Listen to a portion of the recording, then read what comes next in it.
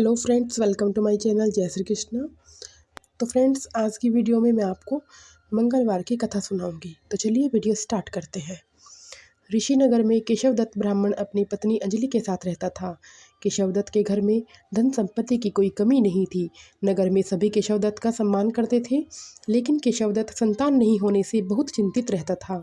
दोनों पति पत्नी मंगलवार को हनुमान जी की पूजा किया करते थे। विधिवत मंगलवार का व्रत करते हुए कई वर्ष बीत गए। ब्राह्मण बहुत निराश हो गया, लेकिन उसने व्रत करना नहीं छोड़ा।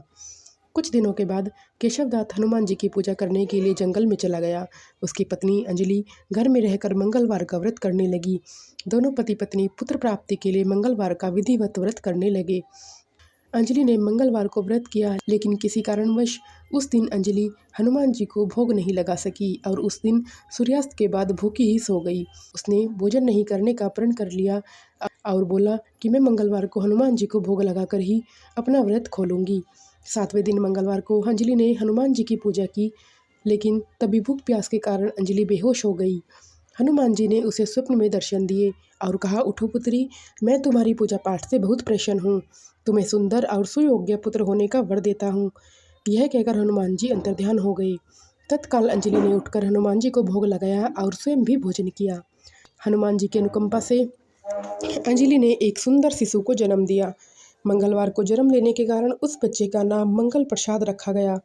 कुछ दिनों के बाद अंजलि का पति केशवदत्त घर लौट आया। उसने मंगल को देखा तो अंजलि से पूछा, यह सुंदर बच्चा किसका है? अंजलि ने खुश होते हुए कहा, हनुमान जी के दर्शन देने और पुत्र प्राप्त होने का वरदान देने की सारी कथा सुना दी।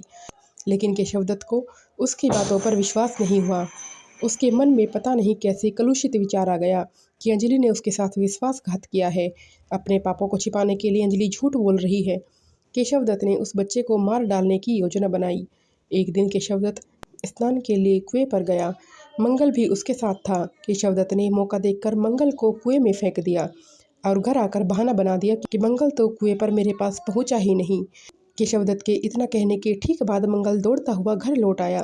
केशवदत्त मंगल को देखकर बुरी तरह हैरान हो गया। उस रात हनुमान जी ने केशवदत्त को स्वप्न में दर्शन देते हुए कहा, तुम दोनों के मंगलवार के व्रत करने से प्रसन्न होकर पुत्र जन्म का वर मैंने दिया था, फिर तुम अपनी पत्नी पर शक क्यों करते हो? उसी समय केशवदत्त ने अंजलि को जगाकर उससे क्षमा मांगी और स्वप्न में हनुमान जी के दर्शन देने की सारी कहानी सुनाई। केशवदत्त ने अपने बेटे को हृदय से लगाकर बहुत प्यार किया। उस दिन के बाद सभी आनंदपूर्वक रहने लगे। मंगलवार का विधिवत व्रत करने से केशवदत्त और उसके सभी कष्ट दूर हो गए। इस तरह जो स्त्री पुरुष विधिवत मंगलवार का व्रत करके व्रत कथा सुनते हैं, हनुमान जी उनके सभी कष्ट दूर करके घर में धन संपत्ति का भंडार भर देते हैं और शरीर के सभी रोग नष्ट कर देते हैं। तो फ्रेंड्स, आपको ये छोटी सी वीडियो कैसी लगी कमेंट में ज़रूर बताएं। अगर आपको वीडियो अच्छी लगी हो तो वीडियो को लाइक करें, चैनल को सब्सक्राइब करें, बेल आइकन पर क्लिक करना ना भूलें, जिससे आने वाले सभी फेस्टिवल की जानकारी आपको समय से पहले मिलती रहे। तो चलिए फ्रेंड्स, देर ना करते हुए मिलते हैं नेक्स्ट वीडियो में। जय श्री कृष्णा, जय बजरंगबली।